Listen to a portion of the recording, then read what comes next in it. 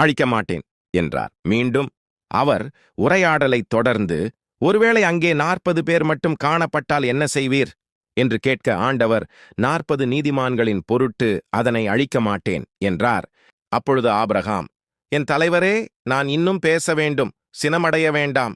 ஒருவேளை அங்கே 30 பேரே காணப்பட்டால் என அவரும், 30 பேர் அங்கு காணப்பட்டால் அழிக்க மாட்டேன் என்று பதிலளித்தார்.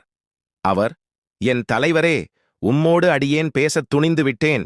ஒருவேளை அங்கு 20 பேரே காணப்பட்டால் என அதற்கு அவர், 20 பேரை முன்னிட்டு நான் அழிக்க மாட்டேன் என்றார். அதற்கு அவர், என் தலைவரே, சினமடைய வேண்டாம், இன்னும் ஒரே ஒரு தடவை மட்டும் என்னை பேசவிடும்.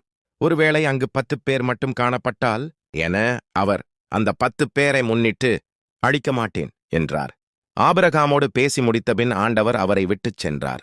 ஆபிரகாமும் தம்மிடத்திற்குத் திரும்பிச் சென்றார். ஆண்டவரின் அருள்வாக்கு. இறை